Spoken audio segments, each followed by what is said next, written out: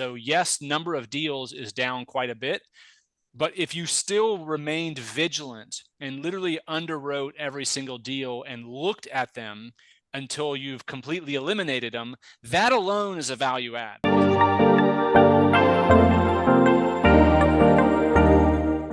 Hi, I'm George Pino with Commercial Brokers International, and thank you for joining me today. Today, I have a great guest for you guys. I have Beau Beery. He's a gentleman who has been in the commercial real estate field for the last 25 years, specializing in multifamily. He's also a published author, and with a book about how to dominate in multifamily investing. But specifically, this book is for not just your first-time investors, but also for some of you institutional investors as well. How to really grow and your portfolio and really expand on it and dominate one area in that multifamily field. So thanks for joining me, Beau. I'm very excited about today. Yeah, you and me both, man. I always love when a couple real estate guys can get together and talk shop. Yeah, it's funny. I think I would agree with you because I'm the same way. But the 4th of July weekend at the family house, a lot of us just talked shop. Surprisingly, we lost a lot of people on it, but I think today what we're going to talk about is going to be interesting for just about everybody. So I'm really Good. excited about Yep. it. Me But too. yeah, it is good to talk shop. It's also good to hear kind of what's happening within the industry across the board and see what's going on. And I really wanted to have Beau on the channel because although I have pretty good experience in multifamily, a lot of it is, and I do some brokerage on the multifamily. I don't do it as much. But I have invested quite a bit in multifamily, and I always like to hear how I can really increase my investments and the value of them. And in fact, in today's topic, what I'd really like to talk about, with right what we have seen, multifamily sales in the last year and a half, 2 years have come down a little bit.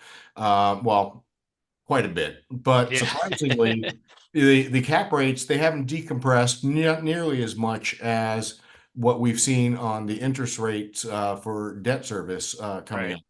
And because of that, a lot of investors that are out there are wondering, how can I get this value? What can I do? And there's always been ways. For me, down markets for me are opportunities. I always look at it that way. Yep. And you know, I'm looking and I'd like to really gear this toward how can an investor going into a multifamily transaction look at it, but also create value where others may see there's no way to create that value. Mm. So let's get some creative ideas flowing. Yeah. So I would say what I've experienced as a broker in these markets is that I almost blame it on social media. Social media creates this aura like the market's depressed, there's no good deals out there. Brokers and sellers are overpricing their listings. So there's a lot less investors who are looking at all the deals coming across the plate. So yes, number of deals is down quite a bit. But if you still remained vigilant and literally underwrote every single deal and looked at them until you've completely eliminated them, that alone is a value add because there's Mhm. a lot of deals that just people are just not looking, they're just out of the market. And it doesn't make any sense to me, right? Because there's less buyers and yes, there's less deals, but if you took them all the way through your model, there's some great buys in there. The number two value add you may not think of is just the fact that buying in this period of time right now, which I believe is about gone, Mhm. if you can buy a deal that was actually priced by a broker or seller with today's debt, and particularly in Florida, with today's insurance in place, okay, that alone is a value add because on the back end sale, 5 years, 7 years, whatever it is, interest rates should be better. Even a half a point could be worth Mhm. millions of dollars, right? Even insurance going from what is now an average of $1,700-$1,800 per unit per year in Florida now, and it Mhm. goes back down to like 1,000, which was kind of the first tier of hell we went to. That alone, I mean, think about $500, $600, $700 a unit per year on a 200 unit deal. What that means on a cap rate, right? Yeah. That's huge value. But then kind of getting more granular, you and I were talking on the side. I think you had a great idea that you've done on a property recently. Why don't you introduce that? And then I'll Sure. tell you how that would work in Florida would be a bang up job. Okay. Well, before I jump into that, I think you're absolutely right about the deals that are priced by the broker. And I wanted to go into that a little bit more is that Yeah. a really good broker is going to really underwrite the deal and put it on the market based upon what the new investor is going to be looking at it as versus what is historic, meaning, things are going to change. Insurance being the biggest thing right now for the most part, but also, like in certain submarkets like California, you may have a new property tax increase. And it's hilarious where I see these investment models where they're underwriting the old property tax and their expenses are less than what the new property tax would be, their total expenses. So it's like, Ludicrous. well, that makes no sense underwriting wise, and that's why it's not selling, and that's why it's not a value. And it's also true though, because I've taken I don't, as I mentioned, I don't do a lot of brokerage on the multifamily side, but I have taken four buildings to market this year in the multifamily in Southern California. And Yeah. the average days on market is between 120 and 180. But when I do my pricing, I price what I would buy as an investor. And I explain that Hmm. to the clients. These are who you're selling to. And I can tell you that I had multiple offers on all four of the properties, and all four of them were in escrow within 2 weeks. Yep. And they all sold for higher metrics overall than the properties that ended up selling later. It was just priced right, done right, and going into it. Now, part of our analysis also is figuring out, well, what's projected income, what's current income, what's projected income, how can we increase that? Mm. And one of the best ways we did for that is finding items that maybe the building or the development is missing. And what I mean by that, for instance, there's a building that we had looked at that was in a southern market that is very hot and also known for hail. Well, the first thing I noted, it was 292 units and we had 400 parking spots. There was no carports. Everything was Hmm. uncovered. So I immediately went in. We purchased 100 carports, and the cost was about 750 per carport, so about $75,000 total. Not that big of a capital investment considering the building was 300 units. But I sold out 100% of those carports in the first 3 days that we opened up when we brought them in at $25 a month, which was $3,000 a year Yep. uh, per spot that cost us $750. So I mean, it's a hell of a return just on a cap rate basis. At the time, that $75,000 increase because 100% of that income goes to your bottom line because it really doesn't cost us to maintain a carport Right. any more Right. than our expenses that we already have. It actually increased our on the cap rate basis $600,000 in value. And so that's, I think, one of the big things is looking for one systems that maybe a building is that you can charge for that the building may be missing, but also amenities as well. George, I mean, when you told me that before we started, I just thought it was genius because I have been trying to on many properties that I broker in Florida. I mean, in Florida, we're 100 degrees all the Hmm. time. It's just absolutely sweltering heat. And there's just hardly any carports ever built. It's Hmm. very rare to find garages at all. Garages, so I cover the northern half of Florida. They rent for $75 to $125 a month, right? Basically, Yeah. and it allows for basically just a car and maybe a little bit of stuff on the side, maybe a little bit, maybe a couple cabinets in the front, right? And they always lease like hotcakes. They're always leased, but then there's never any carports. Then there, I mean, and most properties don't have either, right? And so providing that kind of cover for folks on their cars, I think in our markets, easily $50 a month for something like that. I Yeah. think it's just a great return, especially if you can even take up that first row. Like you don't have to take the whole first row of carports, just 3 or 4 spaces with the carports. Hmm. There's a direct route into the unit. Exactly. Awesome idea. Yep. Yep. No, and everyone likes a reserved parking spot, so that they know what they can go into, that's theirs, it's going to be theirs at all Yep. times, and they're willing to pay for that. One of the other things that we did also and looked at, and this was about 10, 12 years ago when we first saw this coming in where, but I think a lot of investors don't look for, a lot of the buildings. are built, or older buildings especially, the second gen, the Bs and the Cs that are built in the 70s, 60s, 70s, 80s, 90s, Yep. they were built for a certain mentality that people had back then. Right. But the way people live has changed. So I think it can be a great opportunity for some investors to refurbish the units to make it more amenable, whether it's putting in smart products, which makes it more appealing for, that could be, touch screens on the locks, keypad entries, Yep. smart thermostats, which can actually save you money if you're paying the electricity as well. But little things like that. But also, one of the big things that we saw was, you know, especially nowadays, people don't really cook as much as they have in the Right. past.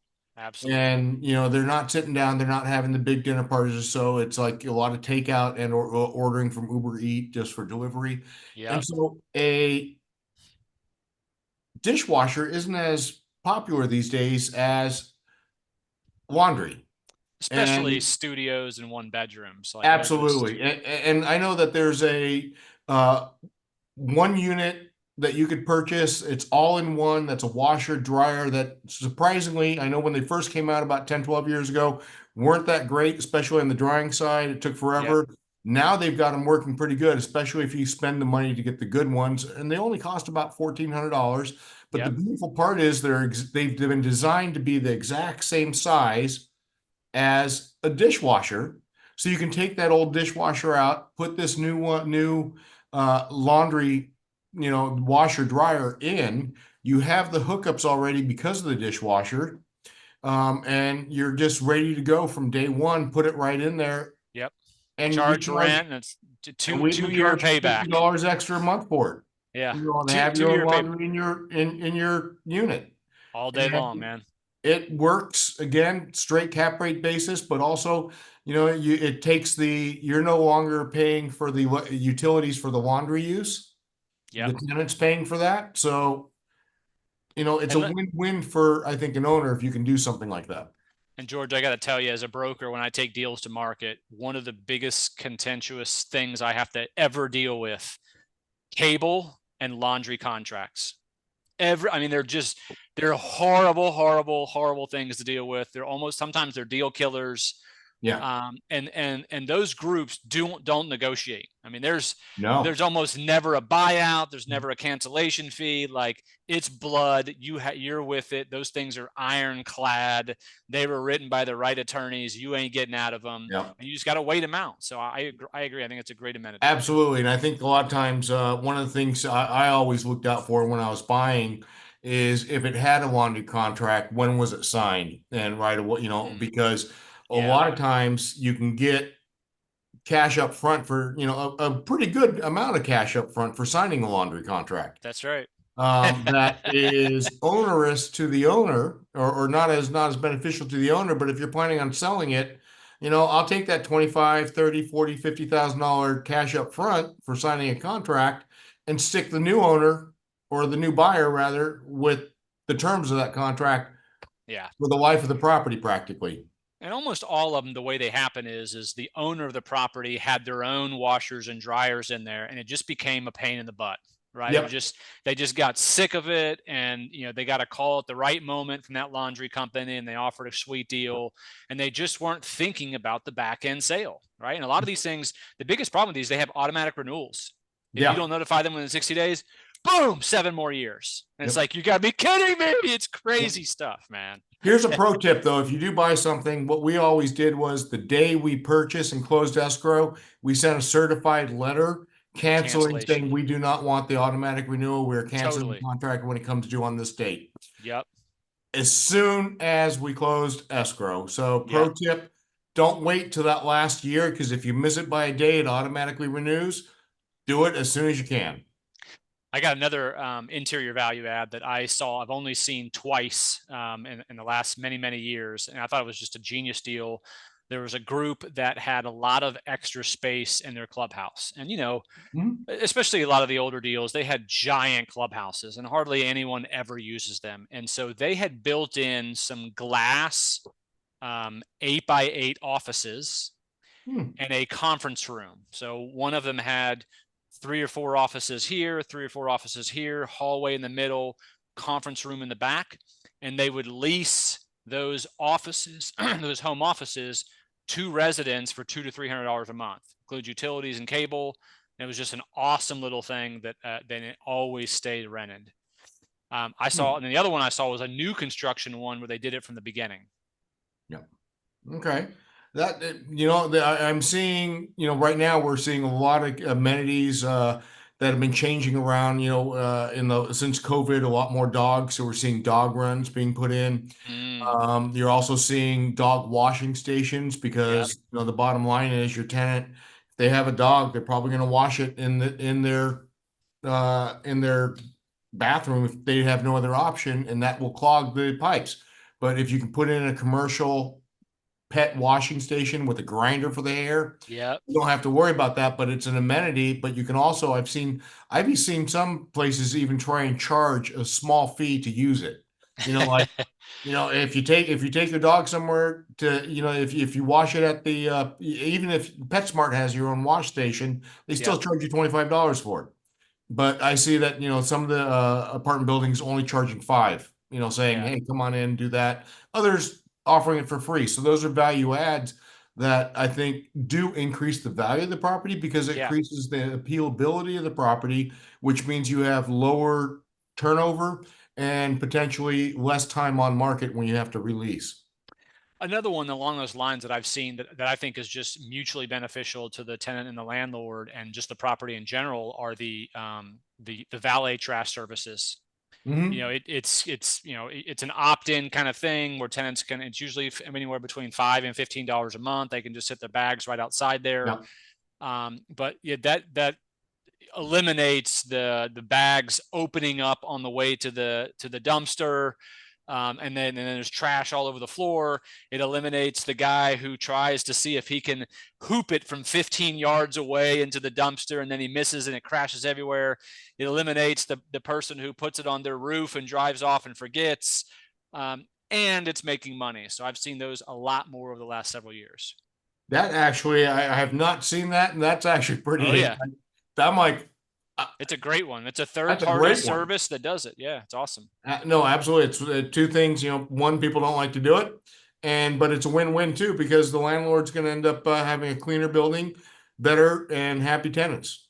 So I And if your love that. property is small enough, just have your maintenance guys do it. Yep, You wouldn't exactly. want them doing 400 units, but if you've got a little 75, 80 unit deal, that might be Yeah, something you're doing absolutely. first thing in the No, morning. Yeah.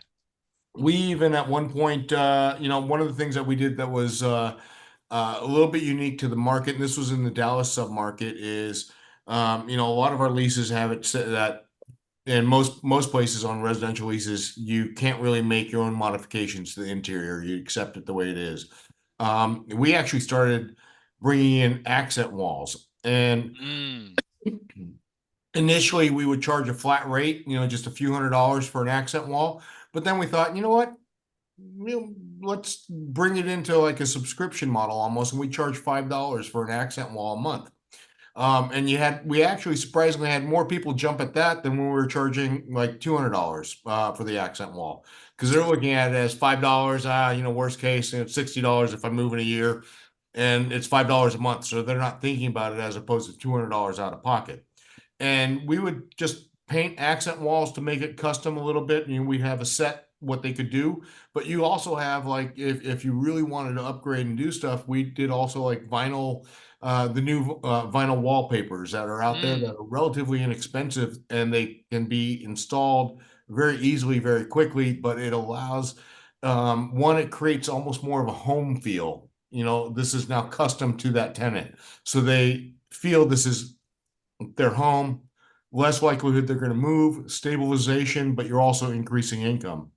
So the tenant can choose the wall within the unit, and Yep. then they're basically getting it painted by a professional who does this to hundreds of units, over the course of a year or a Yeah. couple of years, instead of hiring an outside painter to come in there and do their wall and then having to hire that guy again to To repaint repaint it it. back Yeah. right when they leave because you probably have in the lease they have to return it back to the original condition. I think it's genius. Yeah, I love it. absolutely. And And it works. I was surprised at how quickly it worked because I mean, frankly, I probably would have.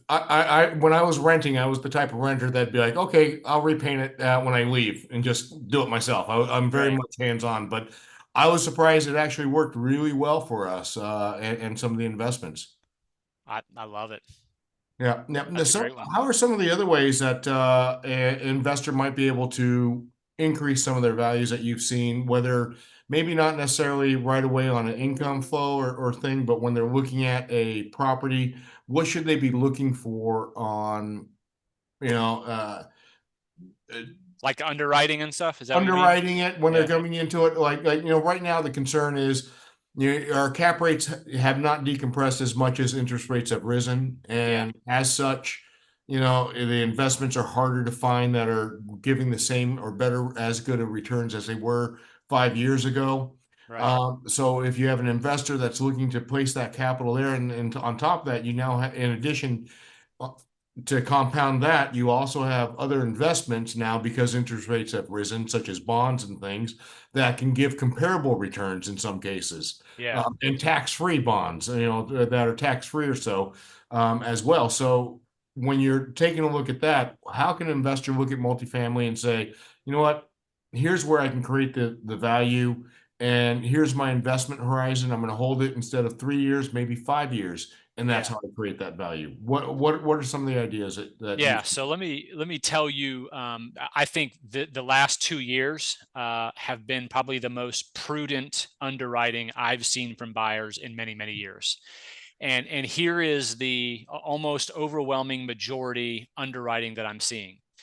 Um, Historically, okay, 2020, 2021, part of 2022, what folks would do is a broker would have a listing and they would, the average in place rent, let's say for even numbers, is $1,000 a month in place.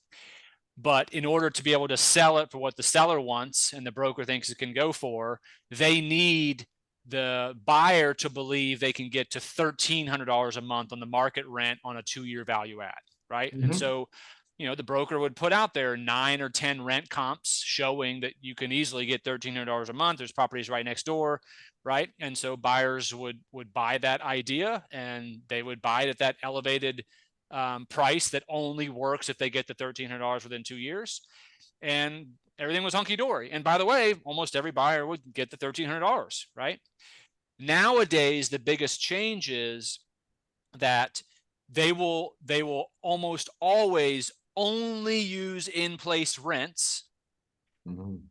They will use a market rent that is higher than in place only if multiple number of most recent leases you have achieved that number. So for instance, use that same scenario, the $1,000 a month in place average. No buyer is putting in $1,300 as the market rent if you haven't achieved it any times on the rent roll. Mhm. Now, if you've got 100 units and your last 27 leases were at $1,300 a month, they may use 1225, Mhm. 1250, but most of the time they're only using the highest rents you have consistently achieved per unit mix. That's it. Now, keep in mind, it's if you've got, let's say you've got 20% one bedrooms. If you've gotten the last 3 or 4 leases were $1,100 a month, and then the next two you did at 1,050, and then you did 1,100, and then you did 1,000, they ain't using 1,100 because it's inconsistent, Yeah. right? So the conservatism of the market rents, and market rents have the biggest effect on value of anything else. They blow away what it does to a pro forma with interest rates, insurance, taxes. Nothing affects value more than what the buyer believes they can achieve on rents in the future, Mhm. right? Because you're talking about a $200 or $300 a month delta on market rents from what it was in the past to Yeah. what they're underwriting on now. Okay. So they're using mostly in place rents with a justified market rent. They're using now anywhere between 5 and 8% vacancy collection rates. It used to always just be 5%, right? Broker put in 5% every time. And if you can show consistent historicals that it's under 5 every Mhm. single year, I can use that. I can defend it. But nowadays, you're seeing 8 to 10% vacancy collections consistently, depending on Yeah. where you are, right? Yeah. So you have to justify that. Then on the expense, that gets to your effective gross income. And then on the expense side, taxes are just consistently they're going to be 80%. Some markets I've seen 85 to 90% tax assessors going Mhm. after, but most buyers are still using the 80% tax assessment. Everyone's getting insurance quotes. I don't give a shit what your in place insurance quote is. I don't care if your renewal happened 3 hours ago. As the broker, I'm telling the seller, I have to requote that. I'm happy to use your guy, but I'm also going to requote it because, Mr. Seller, I don't want to get to contract and we're 20 days into a 30-day due diligence and the insurance premiums have gone up $400 a month, $400 per unit per year, and nobody can find anything less. And that's just a Mhm. very surprising number that happens, right? Management fees, I'm confirming with the existing manager, do they want to continue to managing it? If so, what is the new rate? Because oftentimes that manager may be managing for lots of other properties for that same owner and they're getting a discount. Mhm. What are you going to manage for the next person? And also getting out a couple of management quotes, right? So those are the big things. And all of that is, I'm always solving for a cash on cash return by year 2 of at least 7%. If it's Mhm. institutional, it can be closer to 6.0, but most folks want to be at about a 7% plus or minus a quarter point cash on cash by year 2. You have to achieve that debt service coverage ratio of mostly 1.3 or better. Most debt yields that lenders want to get are around 9% or better. And by the way, the debt coverage and the debt yield is easy to achieve these days because you're only getting 60 to 65% loan to values anyway, right? If you're And lucky. if you're lucky. And then the last two metrics are, most investors on a 5-year hold want to have a 2.0 equity multiple. They want to double their equity. Mhm. And they want to achieve primarily at least a 15% per year IRR. Institutional guys are okay to get down into the 12 mark, but Yeah. most folks want 15%. If it's a heavy lift, if it's in a crime ridden area, they may want it closer to 20%, right? Or a little bit more than a double equity. But that is the consistent underwriting that I've seen over and over again. That's what I've sold all of my properties for this year and last year. And if it veers from that, you just have to be able to justify it. Okay. So kind of what I'm hearing is really the best way to create the value is understanding realistically your underwriting going into it. And that's going to really help you determine to see where you might be able to push things along. And I'm so in agreement with that, especially in Southern California, in our market where I'm at, a lot of the properties have rent control. Mm. And it's amazing how many brokers try and build a pro forma on market rents with rent control. Well, there's a reason the rents are substantially, sometimes 50, 60% below market. And you can't purchase on a pro forma on new rents if you can't raise it to that. Right. And no one's going to move if they're at 50, 60% below market because they Yeah. can't replace the house they're at or the apartment they're in at the same rental rate. So, it's really understanding what's happening, I think, within your market is what I'm hearing from you. And seeing from that, where can I then, one, see where the seller may be fluffing things Yeah. to create value for them, but also then how you as a buyer coming in or an investor, where can is my potential value then because of that? Whether it's I can add this to the building, or maybe I build in a better opportunity for market rents in a specific area because I have a plan to get it to that. And things along those lines, or cutting expenses by doing the initial work and looking at it. Yeah, I Um, mean, you and I talked about a lot yeah. of physical value adds at the beginning of this conversation, and those do have an effect on value, and they can be great, but there's no grander effect than the buy, right? And Yeah. we've been taught that in the beginning, but it's so important right now because if you can underwrite right with reasonable market rents that you can achieve, and you've priced in today's debt and insurance, you can't go wrong on the back Yeah. end unless you really screw up. Yeah. No, I'm a firm believer in buying for cash flow. Yep. And always buy for cash flow, and you can create the appreciation and value.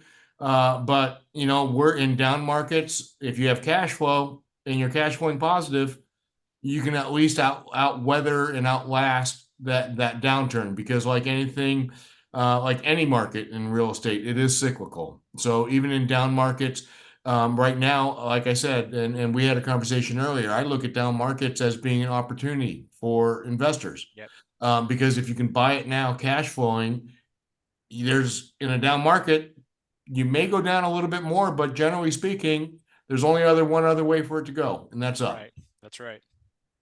That's right. So no, I agree with that, and I love that, and I think that's a perfect kind of synopsis and end. But if you guys do want to know a little bit more about multifamily investing and how to go about that, one, we're going to have Beau's contact information uh, and social media Yep. posts all there so you can get a hold of him. But also take a look at the book. It is Multifamily Investors Who Dominate. That's it. Well, take a look at the book, and it's a lot of good information on it for, like I said, not just your first time investor, but also for those that may have purchased multiple times, a astute investor. The one thing I love about doing these videos is that, especially geographically speaking, we hear about new ideas that we may not have seen or put in place within our own communities or our own investments in the areas that we're at, but we see it happening in other areas of the country. Right. And generally, humans are humans, people are people. If it works in one area, it's likely going to work in another area. So I love the sharing ideas of these videos, and I love the opportunity. And thank you. I want to say thank you again so much, Beau, for coming on this. And and also, if you have any questions, you can always reach out to either one of us. And don't forget to hit the like button and subscribe if you haven't already. All right. Thanks for Thank you having so me on. much. Thanks again, Beau.